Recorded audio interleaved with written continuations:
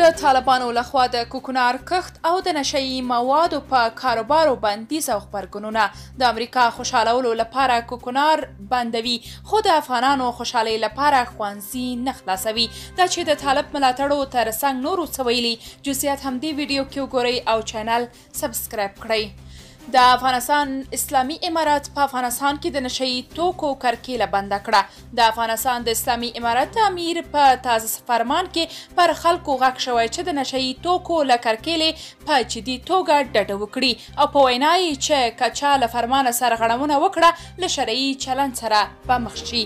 په فرمان کې د نشهیي توکو پر استعمال، پیر، پلور، انتقال او تولید هم کلک بندیز لګول شوی دی. د امیرالمؤمنین دا فرمان په داسې حال کې دی چې په هلمند ولایت کې تازه د تریاکو د حاصلاتو راټولولو پیل شوی دی. د افغانستان اسلامي امارت تر دې وړاندې ویلي و چې بزګرانو ته د بدیل له برابرولو مخکې د نشهیي توکو پر کښت بندیز نشي لګولی، خو ښکاري چې د امریکا فشارونه په نتیجه کې پرته له بدیله پرې بندیز ولګاوه.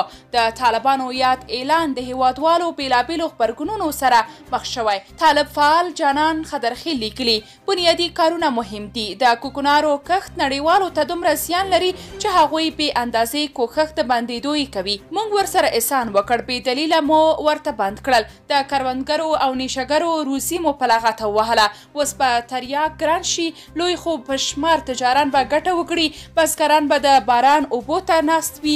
البته زه د کوکنار د کر خلاف او د بندیز ملاتړ یم، خو په دې صورت کې موږ یې بدیل اخیستی وای او ښوونځي مو هم خلاص وای. اوس دغه ټکی د دې عظیمې پرېکړې او کار رنګ پیکه کوي چې هیڅ اثر او بازار به ونه لري.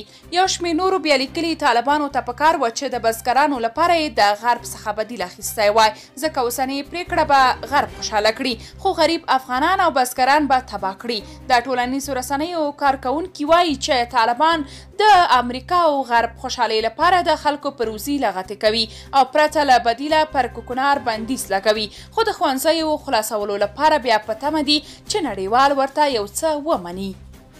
درنو لیدونکو، تاسو که د دې موضوع په اړه کوم نظر لرئ، کومنټ کې شریک او چینل سبسکرایب کړئ.